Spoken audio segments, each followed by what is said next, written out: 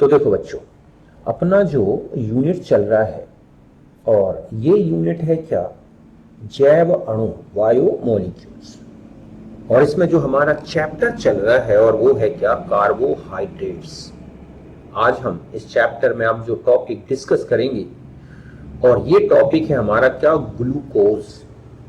Means हम यहां पर ग्लूकोज के निर्माण की विधियां, ओके, ग्लूकोज की प्रॉपर्टीज, ग्लूकोज का स्ट्रक्चर, इसको कंप्लीट डिस्कस करेंगे। तो देखो बच्चों, ग्लूकोज को और भी नेम से जाना जाता है, डेक्सट्रोज, या इसी को बोलते हैं ब्लड शुगर, है ना, ग्रेप शुगर।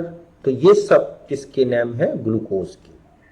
ब्लड में जो शुगर होती है वो ग्लूकोज के फॉर्म में रहती है, ग्रेप में जो शुगर होती है उसमें भी ग्लूकोज होता है। और डेक्सट्रोज इसलिए बोलते हैं क्योंकि ये डेक्स्ट्रो रोटेटरी है। तो स्टार्ट करते हैं। तो देखो बच्चों, सबसे पहले आते हैं हम निर्माण की विधियों में, और पहला है सुक्रोज से। तो देखो, जो सुक्रोज है ना, ये एक डाइसैकेराइड है। मींस इसमें ग्लूकोज और फ्रक्टोज दो जो है मोनोसैकेराइड ग्लाइकोसाइडिक लिंकेज से जुड़े होते हैं।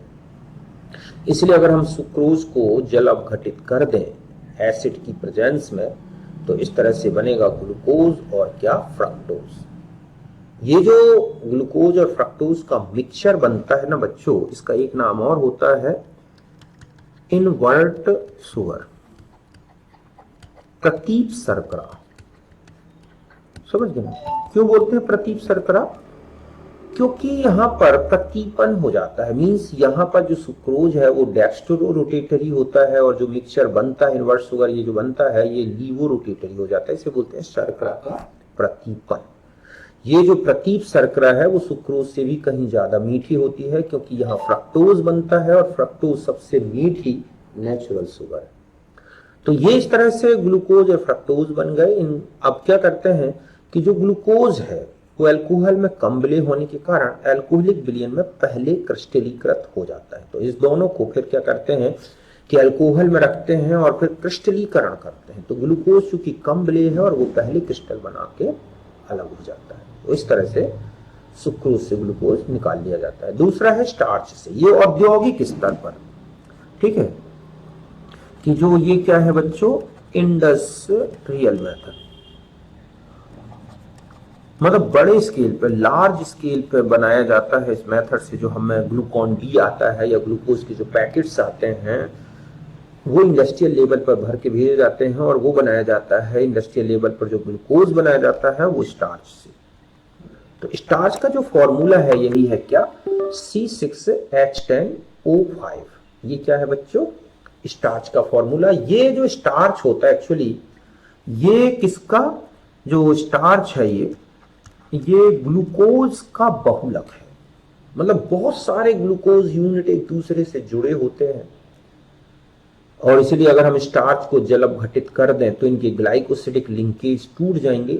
एक ग्लाइकोसिडिक लिंकेज जब टूटता है तो एक मोल जल लगता है, और जब एक मोल ग्लाइकोसिडिक लिंकेज बनता है तो एक मोल जल निकलता है।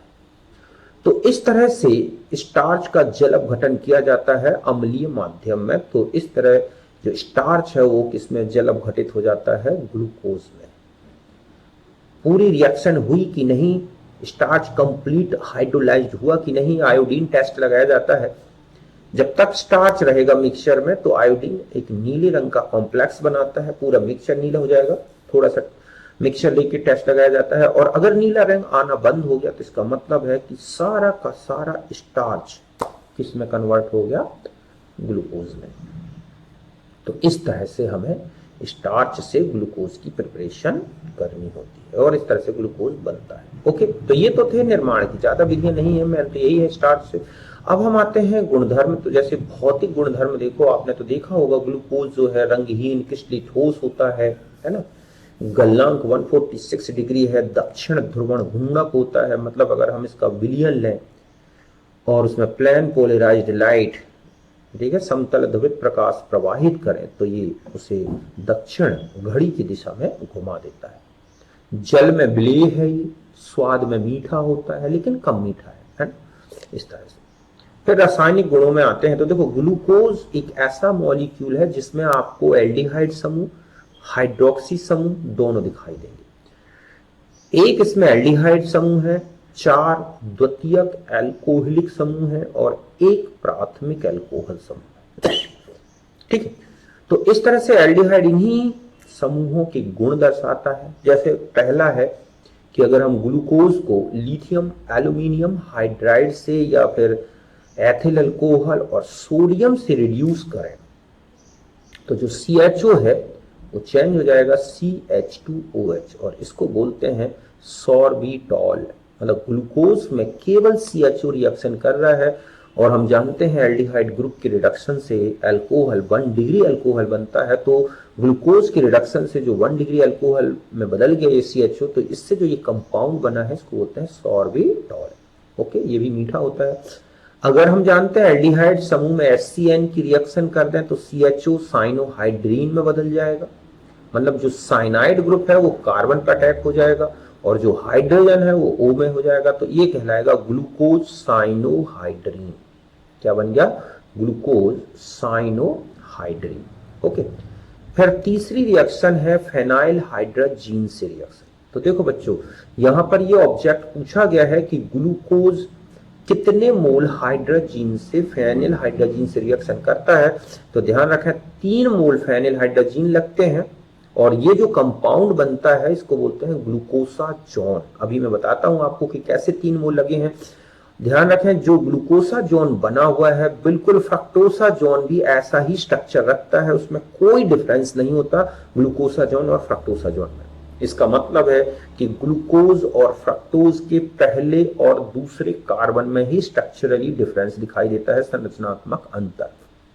तो ये जो कंपाउंड बना है ये बोला जाता है ग्लूकोसाजोन। तो देखो एक्चुअली 3 मोल कैसे लगे, देखो CHO CHOH और मैं इसको R लिख दूं अभी, बाकी जो इतना हिस्सा है कहां से, ग्लूकोज का नीचे वाला, मतलब R मतलब ये हो गया CHOH का होल थ्राइस CH2OH इतना। तो यहां पर क्या होगा, पहले 1 मोल फेनिल हाइड्रोजीन आता है ऐसे, है ना। तो यहां से ये क्या करेगा, 1 H तो ये निकाल देगा और 1 H इसके साथ निकल जाता है। तो पहले कंपाउंड क्या बन जाएगा, CH डबल बॉन्ड ये और R। तो 1 मोल यहां लग गया और निकल क्या गया NH3 और C6H5NH2। अब 2 मोल फेनिल हाइड्रोजीन और लग जाएंगे इसमें ऐसे, तो 1 यहां से H2O निकाल देगा, 1 यहां से, और यही रीजन है कि ये बन जाएगा। तो फेनिल हाइड्रोजीन ग्लूकोज के 1 मोल ग्लूकोज से रिएक्शन करने के लिए फेनिल हाइड्रोजीन के 3 मोल लगते हैं और जो ये कंपाउंड बना है ये है ग्लूकोसाजोन। बिल्कुल सेम कंपाउंड फ्रक्टोसाजोन जो होता है बनता है, दोनों सेम स्ट्रक्चर के हैं, सेम ओरिएंटेशन के। इसका मतलब है कि ग्लूकोज और फ्रक्टोज केवल 2 कार्बन में ही अभिविन्यास भिन्नता रखते हैं। यहां तक बात क्लियर है और आगे बढ़े। अगर हम ग्लूकोज को ब्रोमीन वाटर Br2H2O, मतलब ये एक अच्छा ऑक्सीकारक होता है, इससे ऑक्सीकृत कर दें तो ये एल्डिहाइड समूह को ऑक्सीकृत कर देगा और बदल देगा COOH। एल्डिहाइड जब भी ऑक्सीडाइज होता है COOH में ऑक्सीडाइज हो जाता है। यही रिएक्शन फैलिंग सॉल्यूशन के साथ भी आएगी और यही टॉलेन रिएजेंट के साथ भी आएगी। इसका मतलब है ग्लूकोज में एल्डिहाइड समूह है जो कि फैलिंग विलियन के साथ भी टेस्ट दे रहा है, रिड्यूस कर रहा है, और टॉलेन रिएजेंट और जो कंपाउंड बनता है इसको हम बोलते हैं ग्लूकोनिक एसिड। टॉलेन अभिकर्मक के साथ ये सिल्वर मिरर बनाएगा। फैलिंग सॉल्यूशन नीला होता है, ग्लूकोज से रिएक्शन करते ही रेड कलर का प्रेसिपिटेट देगा, क्यूप्रस ऑक्साइड का। तो इस तरह से ग्लूकोज फैलिंग सॉल्यूशन टॉलेन अभिकर्मक को अपचयित करता है, मतलब एक अपचायक शर्करा है।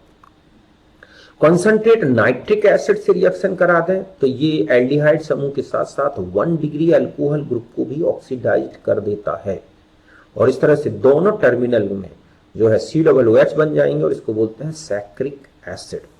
सेकेंडरी अल्कोहलिक ग्रुप जो है वो कम रिएक्टिव होता है देन 1 डिग्री या एल्डिहाइड समूह के रिस्पेक्ट में, इसलिए वो ऑक्सीडाइज्ड नहीं होता। तो अगर नाइट्रिक एसिड से रिएक्शन पूछी गई है तो ग्लूकोज से बनता है saccharic acid. NH2OH phenyl hydroxylamine, अगर हम इससे रिएक्शन करते हैं तो बनते हैं ग्लूकोज ऑक्सिम। जो कि बिल्कुल एल्डिहाइड की प्रॉपर्टी है। जैसे कि आपने एल्डिहाइड नॉर्मल में देखा था NH2OH से ऑक्सिजन बनते हैं, तो यहाँ पे भी ग्लूकोज ऑक्सीजन बनता है। तो ये कुछ प्रॉपर्टी है ग्लूकोज की, जिसमें सबसे इंपॉर्टेंट है नाइट्रिक एसिड से रिएक्शन, ब्रोमीन वाटर से रिएक्शन, फेनिल हाइड्रोजन से रिएक्शन। अब आ जाते हैं कुछ रिएक्शंस ऐसी हैं जो ग्लूकोज के OH ग्रुप से रिलेटेड हैं, जहां पर केवल और OH रिएक्शन करता है। और हम जानते हैं कि OH ग्रुप अगर हम एसिटिक एनहाइड्राइड से रिएक्शन करा दें, किससे? एसिटिक एनहाइड्राइड से, तो हम जानते हैं जहां जहां OH ग्रुप होगा वो ग्रुप H हटा के, मतलब यहां से H यहां आ जाएगा और ये ग्रुप यहां आ जाएगा, इस तरह से। तो ये ग्लूकोज पेंटा एसीटेट बनता है। तो इस तरह से ग्लूकोज को एसिटिक एनहाइड्राइड से ट्रीट करें तो बनता है ग्लूकोज पेंटा एसीटेट। PCl5 से रिएक्शन करा दें तो हर एक OH के विलोपन से पेंटा क्लोरो ग्लूकोज बनता है, क्योंकि PCl5 की भी ये प्रॉपर्टी है कि OH को पूरा हटा के और वहां क्या जोड़ देता है? Cl। तो इस तरह से ये बताती है रिएक्शन कि ग्लूकोज में 5 OH ग्रुप हैं, एक एल्डिहाइड ग्रुप है, एक 1 डिग्री अल्कोहलिक ग्रुप है, 4 2 डिग्री अल्कोहलिक ग्रुप है। तो इस तरह से ग्लूकोज की रिएक्शंस दी गई। कुछ रिएक्शन और इंपॉर्टेंट है, बता दूं बच्चों, ग्लूकोज की अम्लों से क्रिया। पहला है, अभी आपने देखा है, ग्लूकोज को कंसंट्रेट HNO3 के साथ ट्रीट करें तो ग्लूकोज किस में चेंज हो जाता है? सैक्रिक एसिड में। ओके, कंसंट्रेट H2SO4 के साथ ट्रीट कर दें ग्लूकोज को, तो ये हम जानते हैं कि जो कंसंट्रेट H2SO4 है बहुत ही अच्छा निर्जलीकारक होता है। तो ये ग्लूकोज से टोटल वाटर निकाल देगा और यहां पर बचता है कार्बन चूर्ण, जिसे बोलते हैं कार्बन ब्लैक। फिर आता है कंसंट्रेट HiO4 से रिएक्शन पर आयोडिक ऑक्सीडेशन। पहली बात ये बता दूं, ये बहुत ही सिलेक्टिव ऑक्सीडाइजर है।